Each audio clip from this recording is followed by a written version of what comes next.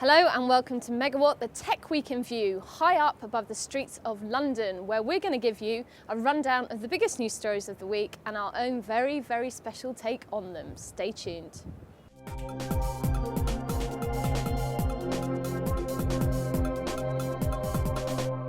It seems that canny Carl Icahn has got his way and Yahoo and Microsoft are again in talks.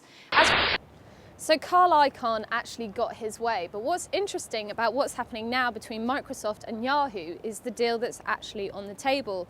While, if it goes ahead, it will allow Microsoft to have a search engine to rival Google, which is, after all, what it wants, it also means that there'll be a bit of Yahoo that remains autonomous, which means that the co-founders and people who've been involved with Yahoo right from the very start will still retain some autonomy. So they will feel that their little baby, Yahoo, which they've watched grow, is actually not just going to be swallowed by Microsoft, the computing giant.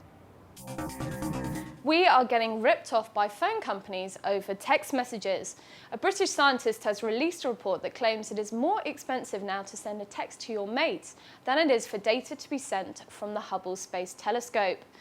So we're getting ripped off for text messages, but according to another story that we published on Pocket Lint this week, we're also getting ripped off for phone calls, and that's phone calls from landlines to mobiles and also calls in between different mobile networks.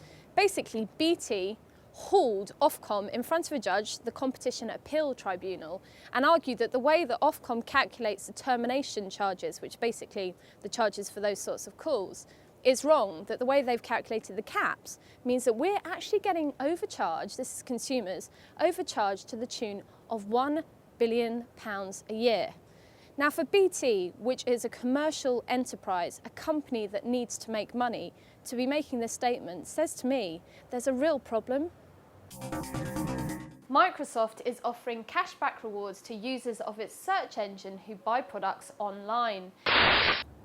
So this Microsoft ploy to get Google might actually work, if not annoy them for a little while. But I don't think Google will have to do very much to retain their customers. Basically, Google could offer a same sort of cashback ploy, and they've already got the customers using their search engine. They've got far more people using their search engine, in fact, than Microsoft.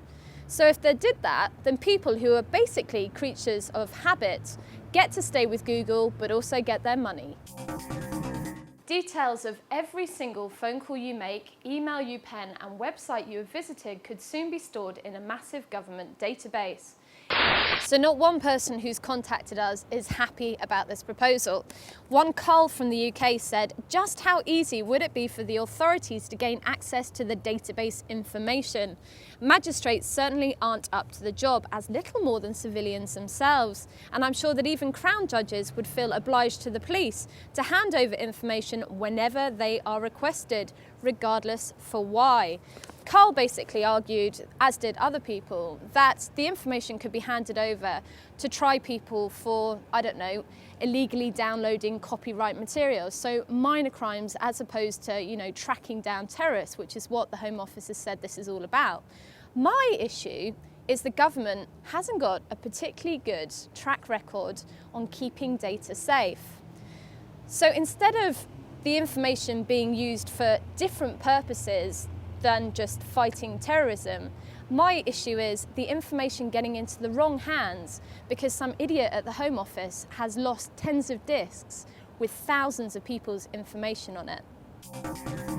Those were the hottest headlines of the week and what we thought of them. Join us again on Tuesday after the bank holiday for the usual news and views from the world of gadgets and technology. And in the meantime, check out our feature episode in which Stuart Miles gets to grips with kit for your car, and there's also a special something for all of you Knight Rider fans. Thanks for watching.